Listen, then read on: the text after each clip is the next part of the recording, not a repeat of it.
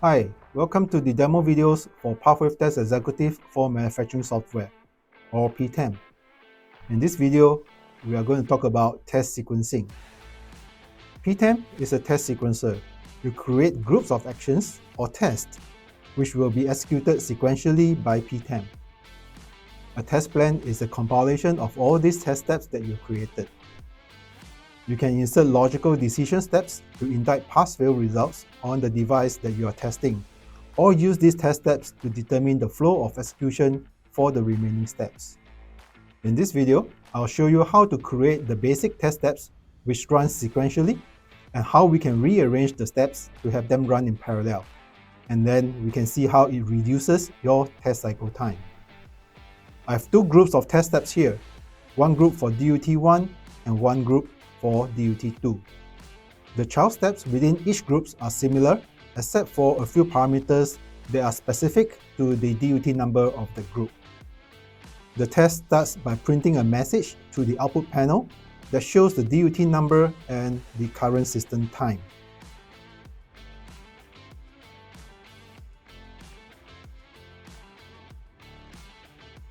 The next step is the addition step, which I'm using to simulate the test results for the DUTs. In this step, I'm adding a value of 1 to a variable called result output, and then testing if the result value is 1. And finally, assigning the result to the DUT. So if we execute this test step once, we will get a value of 1 at the result output, and the test will pass. But if the test step is executed again, then result output will be incremented to 2, and so the test fails.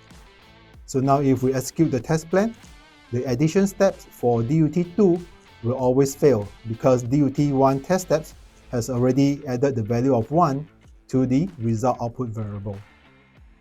Look at the print message in the output panel. You can see that the message for DUT1 and DUT2 has an interval of 1 second, which is caused by the delay step in the test plan. We have a total of 2 delay steps in the test plan, each with a second of delay. So because the test execution is currently sequential, the total test time will be at least 2 seconds and above. To reduce test cycle time, we can place both DUT1 and DUT2 test groups as the child of a parallel test step.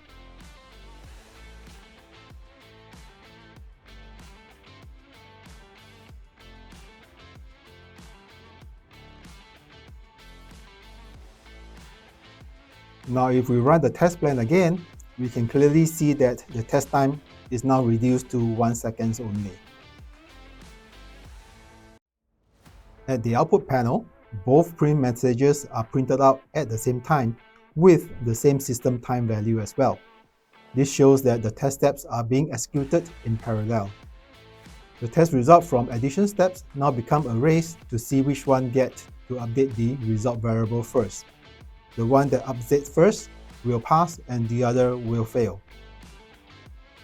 You can see the results changing between DUT1 and DUT2 if we continue to execute the test plan a few more times.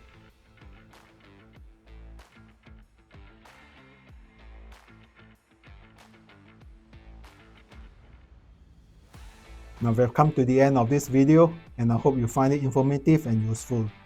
Do check out the other videos to learn more about what PTEM can do for you. Thank you for watching.